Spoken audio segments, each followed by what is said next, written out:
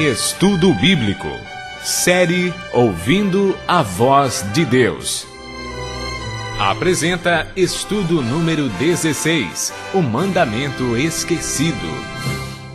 Deus criou o mundo em 6 dias de 24 horas, e no 7º dia descansou. Em cada dia fez uma parte muito especial. Hoje vamos estudar um tema muito discutido e mal compreendido entre as pessoas. Entre os dias que marcaram a semana da criação, existe um que foi separado por Deus para estarmos mais próximos dele. Um dia para descanso, adoração, servir as pessoas e receber bênçãos especiais. Marcos relata as palavras de Jesus. O sábado foi estabelecido por causa do homem, e não o homem por causa do sábado. Esse texto diz claramente que o sábado foi feito por causa do homem, e não diz que foi por causa do judeu, do hebreu, do grego, do gentio. Diz homem no sentido genérico, para referir-se ao ser humano, homem e mulher. A Bíblia é clara em afirmar que o 7º dia é o sábado do Senhor teu Deus. Vejamos agora a origem do sábado na Bíblia e a sua observância na história bíblica. Gênesis capítulo 2, versos 1 a 3, diz: Assim, pois, foram acabados os céus e a terra e todo o seu exército. E havendo Deus terminado no dia 7º a sua obra que fizera, descansou nesse dia de toda a sua obra que tinha feito, e abençoou Deus o dia 7º, e o santificou, porque nele descansou de toda a obra que como Criador fizera. O sábado é o memorial da criação, e foi instituído por Deus antes da entrada do pecado nesse mundo. Adão e Eva eram fiéis observadores do sábado. Moisés viveu cerca de 1500 anos antes de Cristo e ensinava a observância do sábado nos seus dias. Mesmo antes de receber os 10 mandamentos no Monte Sinai, ele sabia que Deus tinha um mandamento sobre a guarda do sábado. Em Êxodo capítulo 16, verso 23, lemos: E isto é o que disse o Senhor: Amanhã é repouso, o santo sábado do Senhor. E quando alguns desobedeceram, Deus repreendeu com as seguintes palavras: Até quando recusareis guardar os meus mandamentos? Êxodo capítulo 16, verso 28. O profeta Isaías viveu cerca de 700 anos antes de Cristo. Afirmou e declarou sobre o dia de adoração: Se desviares o pé de profanar o sábado e de cuidar dos teus próprios interesses no meu santo dia, se chamares ao sábado deleitoso e santo dia do Senhor, digno de honra, e o honrares, não seguindo os teus caminhos, não pretendendo fazer a tua própria vontade, nem falando palavras vãs. Portanto, o profeta Isaías ensinou a validade do 4º mandamento. Através do profeta Jeremias, Deus confirmou em seus dias a validade do sábado. Se deveras me ouvirdes, diz o Senhor, não introduzindo cargas pelas portas desta cidade no dia de sábado, e santificardes o dia de sábado, não fazendo nele obra alguma. Ezequiel apresenta o sábado como o sinal do Deus verdadeiro. Também lhes dei os meus sábados para servirem de sinal entre mim e eles, para que soubessem que eu sou o Senhor que os santifica.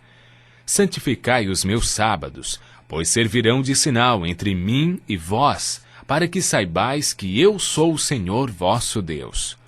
Neemias insistiu com o povo, apesar da apostasia em seus dias, para que as pessoas continuassem a observar o dia de sábado. Naqueles dias, vi em Judá os que pisavam lagares aos sábados, e traziam trigo que carregavam sobre jumentos, como também vinho, uvas e figos, e toda a sorte de cargas que traziam a Jerusalém no dia de sábado. E protestei contra eles por venderem mantimentos nesse dia. Por todo o Antigo Testamento, podemos observar a insistência dos profetas quanto à fidelidade ao 4º mandamento. O que ensina o Novo Testamento quanto à observância do sábado? Lucas, no capítulo 23, verso 56, afirma que Jesus, indo para Nazaré, entrou num sábado na sinagoga, segundo o seu costume, e levantou-se para ler. Ele também registra a experiência das mulheres que seguiam a Jesus. Era o dia da preparação e começava o sábado. As mulheres que tinham vindo da Galiléia com Jesus seguindo, viram o túmulo e como o corpo fora ali depositado, e no sábado descansaram segundo o mandamento. Mesmo após a morte de Cristo, elas obedeceram o quarto mandamento, pois Jesus não havia ensinado nada diferente. Os apóstolos mantinham também o costume de Jesus. Atos capítulo 17, verso 2 diz: Paulo, segundo o seu costume, foi procurá-los e por 3 sábados arrazoou com eles acerca das Escrituras. Mesmo onde não havia sinagoga, ele adorou a Deus no sábado. Quando em Corinto, Paulo, durante 1 ano e 6 meses, isto é, 78 sábados, não mudou o seu dia de adoração, nem o costume de ir à igreja no sábado. O sábado teve sua origem em um mundo sem pecado.